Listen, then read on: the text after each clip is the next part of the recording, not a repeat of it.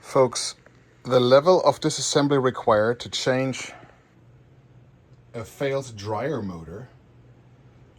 Oh, that's my tool that I lost. Super. The level of disassembly required to change a dryer motor is absolutely insane. Look at this, parts everywhere. Drum has to come out, back panel has to come off, some miscellaneous other panels have to come off. Even the frickin' door and the top panel comes off, and this thing comes off too. And, like, who designs this crap? Oh. Look, what's this? What's this?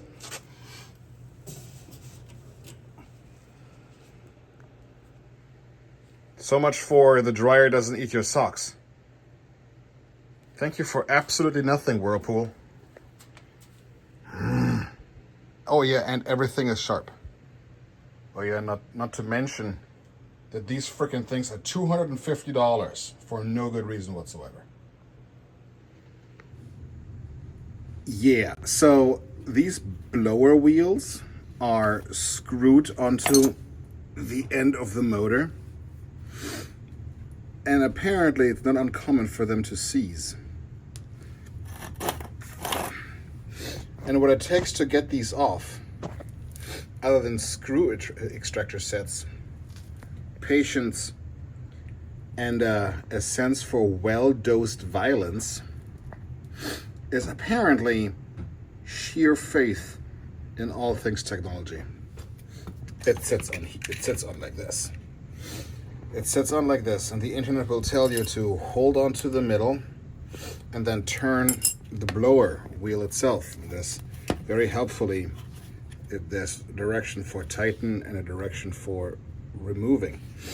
But when it's seized, that's not happening. In fact, you're running dangerously close to actually ruining your blower. You see where there's like tool marks all over the fins here on mine. The other suggestions on the internet say, get some vice grips, click on that, and then turn the blower wheel. Doesn't work neither, because said thing is still seized. And all the other remedies that I'm finding is to literally just cut the entire blower wheel off. Don't need. So what I did in the end to get it off was to cut the axle. That took about 5-6 minutes with a regular hacksaw here, or whatever these things are called.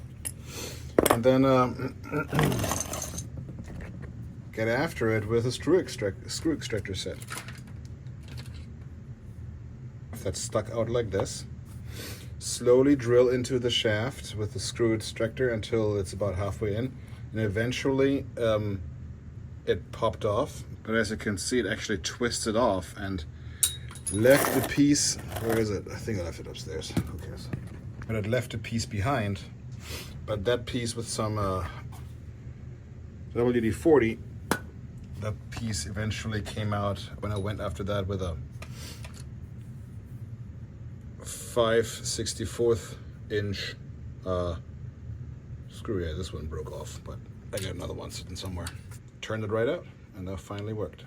Yay, us.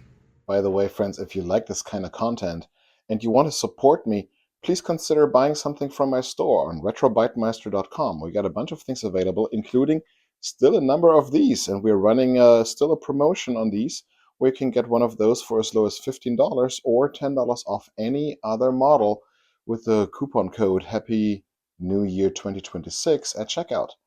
And if you don't want to buy anything, subscribe, share, and like my content, and follow me on my socials. Thank you. Once the difficult part is done, it's reassembly time. Take these things here. They hook underneath. Yeah, the motor mount things. They hook over like this. Ooh, they hook over like this. There. That's all that holds the motor in place. You know, screws go here and there for the mounting bracket, and then these clamps go over the plastic piece. This here is the tension hold for the belt that comes later. Motor plug back in, and now the thing should stick in through there, just like that. Yeah. There you go. That's it. If you did it right, it should spin the motor. And it does. Nice. What was next? Oh, that's right. Since I took these things off, reconnect the flow sensor and the exhaust heat sensor. Doink. And I guess this goes there. I wouldn't imagine that it matters which goes where, but it goes like so. Okay. And this thing needs to get screwed back on. Screw hole over there. All right, hold on. All right. Well, we have everything apart. Quickly service the roller wheels. One came off. One looked like this. Annoyingly, the kit that I bought only came with 5 of these wheels, but the drum has 6, so I had to use one of the...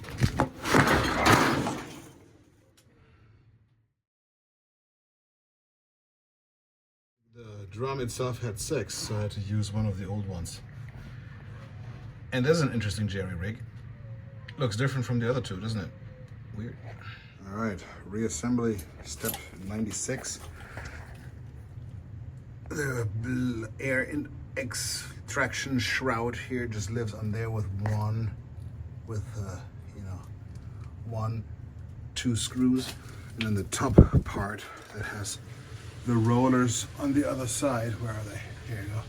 It has the rollers on the other side. Just slots in like this. I'm gonna tinker a little bit. There's some screws here to attach it, namely here. There's a screw here, here, and there to reattach it. And I have these handy little tabs here that they hang into to help you reassemble it. Now, before I reattach whatever mystery device that is, maybe a lint sensor of sorts, before I touch that, drum needs to go back in. Okay, fun fact, every single internet video on reassembling one of these is wrong. The drum will not actually fit with this top shroud here attached. So what I did was only attach it on one side, and it bent a little bit doing that. Yay. Then shrouded the top in, make sure the drum actually lives on the rollers, and it feels like it does. And then now I'm gonna try to attach this, see if the rollers spin, and then screw it tight. Wow, what a major pain in the ass. So, annoyingly, this had to come back off again. You gotta put this unit on halfway, hook it in one side, leave the other side open, then lift the drum in, then screw it tight on all 4 corners, and then put in this thing. And I think it's still a little misaligned because it didn't meet its original hole. And here it's a little high, but you know what? It's airtight, it'll be fine. All right, now this thing is back installed. Make sure that these tabs actually need to point upwards, and this rubber lip here is on top, not on the bottom. All right, and then lift it up, and here's some tabs here, right there, which should slot in on the one side, and hopefully on the other side too. Yeah, on the other side too, like this. Okay, and now we can, a little bit of luck. Screw the screws in, 4 of them, and the front door should be mostly attached. That seems to work. All right, and 2 more screws here and here that need to be attached, and then this thing, of course, goes back in there like this, and then roll the drum rolls just fine. All right, top cover. The top cover slides on just like this. Lay it down, put it down, slide forward. If you do it right, mounting holes will line up, and I connect all this stuff again. What a terrible job. Thank you, Whirlpool, for using different connectors for each individual place where cables go. I guess we have this thing now together enough that we can plug it in real quick. Oops, scared me. There we go, that's that. Oh boy, let's see if something blows up. Nope. 3, 2, 1.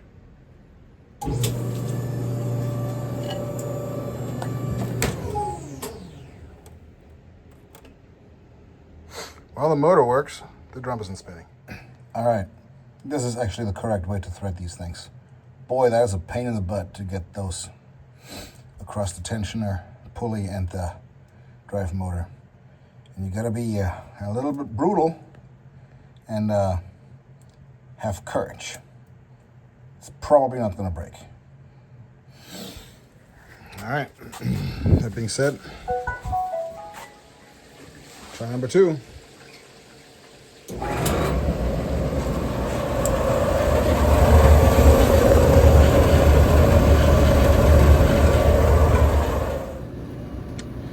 And here we are.